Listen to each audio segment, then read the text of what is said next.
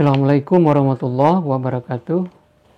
Ada yang saya hormati, berjumpa dengan saya kembali pada mata kuliah pengantar manajemen. Dalam pengantar manajemen kali ini kita akan membahas tentang pengertian pengorganisasian. Silakan tonton channel ini dengan cara subscribe, like, dan share.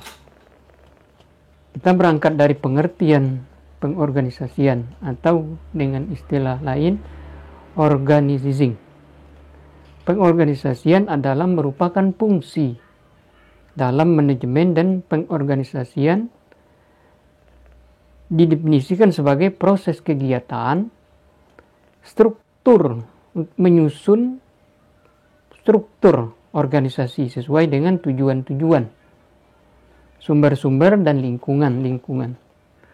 Dengan demikian, hasil pengorganisasian adalah struktur organisasi. Pengorganisasian suatu langkah untuk menetapkan atau menggolongkan dan mengatur berbagai macam kegiatan yang dipandang seperti bentuk fisik yang tepat bagi suatu ruangan kerja, administrasi, kemudian ruangan laboratorium, serta penetapan tugas dan kewenangan seseorang dalam pendelegasian wewenang dan seterusnya dalam rangka untuk mencapai tujuan sebuah perusahaan. Pengorganisasian adalah salah satu fungsi daripada manajemen. Kemudian kita harus tahu juga dengan pengertian struktur organisasi. Struktur organisasi susunan atau komponen-komponen atau unit-unit kerja di dalam sebuah organisasi. Struktur organisasi menunjukkan adanya pembagian kerja dan menunjukkan bagaimana fungsi-fungsi dan kegiatan yang berbeda-beda tersebut diintegrasikan atau dikoordinasikan. Selain itu, fungsi atau kegiatan yang berbeda-beda, organisasi juga menunjukkan spesialisasi pekerjaan, saluran perintahan atau penyampaian laporan. Jadi ada koordinasi di antara struktur organisasi tersebut. Jadi secara sederhana, organisasi adalah suatu kerjasama kelompok orang untuk mencapai tujuan bersama yang diinginkan atau yang diinginkan oleh perusahaan tersebut. Kemudian ciri-ciri teknis organisasi yang tidak baik, kita perlu tahu ciri-ciri organisasi atau struktur organisasi yang tidak baik. Yang pertama, pengambilan keputusan seringkali terlambat. Nah, itu ciri-cirinya. Ataupun sering kali kurang baik dalam pengambilan keputusan. Kemudian yang kedua, organisasi tidak mampu bereaksi dengan baik terhadap perubahan kondisi lingkungan. Jadi personel-personel yang dibuat di dalam struktur organisasi tidak berjalan sebagaimana mestinya. Kemudian dalam organisasi seringkali terjadi pertentangan. Ya, karena bisa saja setiap personil itu mempunyai perbedaan, tapi tidak diakomodasi di dalam sebuah keputusan yang sifatnya bersama-sama. Faktor yang menentukan perencangan struktur organisasi yaitu yang pertama, strategi organisasi pencapaian tujuan. Jadi organisasi dalam mencapai tujuan itu yang harus dirumuskan. Jadi tujuan organisasi itu apa? Jadi ada sebuah perusahaan, di situ ada struktur organisasinya, kemudian tujuan yang dicapai secara bersama-sama itu apa? Kemudian yang kedua, perbedaan teknologi yang digunakan untuk memproduksi output akan membedakan bentuk struktur organisasi. Kemudian yang ketiga, kemampuan dan cara berpikir para anggota serta kebutuhan mereka juga lingkungan sekitarnya perlu pertimbangan dalam penyusunan struktur organisasi. Kemudian yang keempat, besarnya organisasi dan satuan kerja mempengaruhi struktur organisasi. Jadi jangan terlalu gemuk struktur organisasinya. Jadi kalau terlalu gemuk, orangnya banyak tapi yang bekerja hanya sedikit. Unsur-unsur struktur organisasi terdiri dari yang pertama, spesialisasi kegiatan. Jadi kegiatan yang harus dicapai untuk sebuah tujuan bersama atau tujuan perusahaan itu apa. Kemudian yang kedua, koordinasikan dengan kegiatan. Jadi untuk mencapai tujuan itu apa kegiatan-kegiatannya. Kemudian koordinasikan siapa yang mengerjakannya.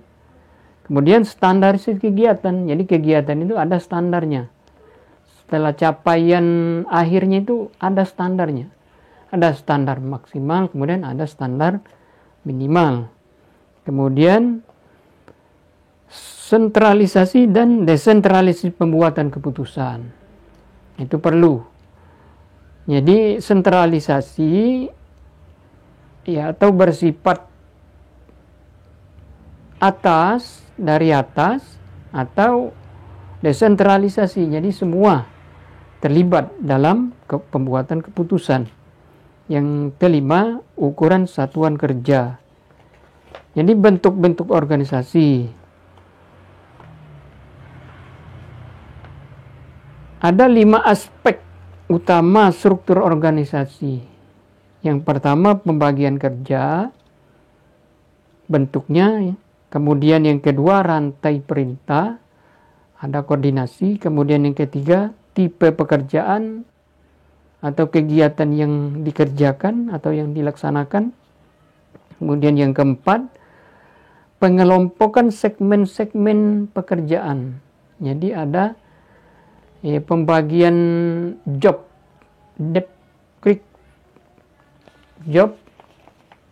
description, artinya ada pembagian job, pembagian kerja. Tingkatan manajemen, nah, jadi ada tingkatan-tingkatan untuk manajemennya. Ada 4 bagan struktur organisasi menurut Henry G. Hogis, yaitu ada bentuk piramidal, merupakan bentuk yang paling banyak digunakan sederhana. Jadi bentuknya piramid. Kemudian yang kedua ada vertikal, hampir sama dengan bentuk piramid dalam pelimpahan kekuasaan. Kemudian yang ketiga bentuk horizontal, aliran wewenang atau tanggung jawab digambarkan dari kiri ke kanan. Jadi tanggung jawabnya itu dari kiri atau kanan. Kemudian bentuk melingkar menekankan pada hubungan antara satu jabatan dengan jabatan lain. Bentuk-bentuk organisasi dapat dibedakan atas organisasi garis, organisasi tertua dan paling sederhana yang diciptakan oleh Henry Fayol. Ciri-cirinya atau bentuk organisasi ini yaitu organisasi masih kecil, jumlah karyawannya hanya sedikit. Kemudian positifnya, kesatuan komando terjamin. Artinya perintah dari atasan sepenuhnya karena pimpinannya berada pada satu tangan. Kemudian garis komando berjalan secara tegas karena pimpinannya berhubungan langsung dengan karyawan, dengan bawahan. Kemudian proses pengambilan keputusan cepat. Kemudian karyawan yang memiliki kecakapan yang tinggi serta yang rendah dapat diketahui. Jadi ada karyawan-karyawan yang punya kecakapan, yang tidak punya kecakapan dapat diketahui secara langsung. Kemudian yang rasa solidaritas tinggi. Adapun kelemahannya, seluruh organisasi tergantung pada satu orang saja. Apabila dia tidak mampu melaksanakan tugas, maka seluruh organisasi terancam kehancuran, maka akan minimal pelambatan. Kemudian yang B, adanya kecenderungan pimpinan bertindak secara otokratis, artinya otoriter. Kemudian yang C, kesempatan karyawan untuk berkembang terbatas. Ya. Kemudian yang kedua, ada model organisasi garis dan staf dianut oleh organisasi besar. Kemudian daerah kerjanya luas dan mempunyai bidang tugas yang beraneka ragam. Staf yaitu orang yang ahli di bidang tertentu. Tugasnya memberi nasihat dan saran di dalam bidang kepada pemimpin di dalam sebuah organisasi. Artinya staf ahli yang mempunyai atau yang memberi saran kepada pimpinan. Kebaikannya dapat digunakan dalam organisasi yang besar maupun yang kecil, serta apapun tujuan perusahaan. Kemudian yang B, terdapat pembagian tugas antara pimpinan dengan pelaksana sebagai akibat adanya staf. Kemudian bakat yang berbeda yang dimiliki oleh setiap karyawan dapat dikembangkan menjadi suatu spesialisasi. Jadi staf ahli mempunyai keahlian, dia punya dihargai. Kemudian D, prinsip penempatan orang yang tepat pada posisi yang tepat pula. Kemudian E, pengambilan keputusan dapat cepat walaupun banyak orang yang diajak berkonsultasi, karena pimpinan masih dalam satu tangan. Kemudian berikutnya, koordinasi lebih baik karena adanya pembagian tugas yang terperinci, kemudian yang merata. Kelemahannya, rasa solidaritas menjadi berkurang karena karyawan menjadi tidak saling mengenal, karena masing-masing punya staf ahli. Kemudian yang B, perintah menjadi kabur dengan nasihat dari staf ahli. Kemudian yang terakhir, kesatuan komando berkurang, ya, karena dia yang mempunyai beberapa manajer, dan manajer itu mempunyai beberapa staf ahli. Mungkin silakan adik-adik membaca juga sumber yang lain. Silakan komen dan saya sudahi. Wassalamualaikum warahmatullahi wabarakatuh.